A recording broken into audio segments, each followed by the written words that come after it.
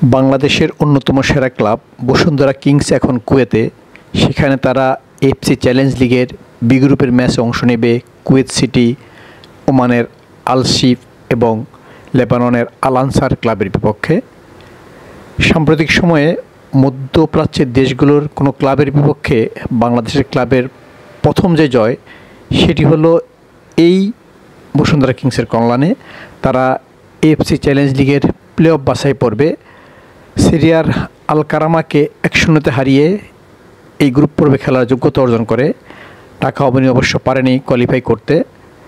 এখন বসুন্ধরা কিংসের জন্য চ্যালেঞ্জ হয়ে দাঁড়িয়েছে এই এফসি চ্যালেঞ্জ লিগের গ্রুপ পর্ব থেকে চ্যাম্পিয়ন হয়ে অথবা সেরা 3 রানার্স আপের একটি হয়ে কোয়ার্টার ফাইনালে ওঠার। আর সেই মিশনেই আজ তাদের প্রতিপক্ষ ওমানের আল শিফ ক্লাব। এখন একটু জেনে নেওয়া যাক ওমানের আল শিফ ক্লাব কতটা শক্তিশালী। এই আল শিফ ক্লাব ওমান লিগে 4 বারের চ্যাম্পিয়ন, 19-20, 20-21, 23-24 এবং 24-25 সিজনে। সুলতান কাবুস কাপে এই আল শিফ ক্লাব শিরোপা জিতেছে 4 বার, তাহলে 1996, 1997, 1998 এবং 2012 সালে। ওমান পেশাদার লিগে তাদের শিরোপা আছে 4টি, এগুলো হলো 2007 সালে, 2023 সালে, 2024 সালে এবং 2025 সালে। এছাড়া ওমান সুপার কাপে তারা 2001, 2022 এবং 2023 সালে শিরোপা জয়ী। সবচেয়ে বড় সাফল্য হলো এই আল শিফ ক্লাবের তারা এফসি কাপের 2022 সালের চ্যাম্পিয়ন। এছাড়া জিসিসি কাপে, যেটা আরব বিশ্বের ক্লাবগুলোকে নিয়ে যে গালফ টুর্নামেন্ট হয়, সেখানে তারা রানার্স আপ। 2015 সালে তাদের এই সাফল্য। এদের বিপক্ষে জিততে হবে বসুন্ধরা কিংসকে, তাহলে তাদের পরের ধাপে যাওয়ার আশাটা টিকে থাকবে। এছাড়া বসুন্ধরা কিংস 28 তারিখে লেবাননের আল আনসার ক্লাবের বিপক্ষে খেলবে, আর তাদের শেষ ম্যাচ হলো 31 অক্টোবর কুয়েতের আল কুয়েত এফসির বিপক্ষে। এদের মধ্যে আল কুয়েত এফসি এরা কিন্তু এফসি কাপের 3 বারের চ্যাম্পিয়ন।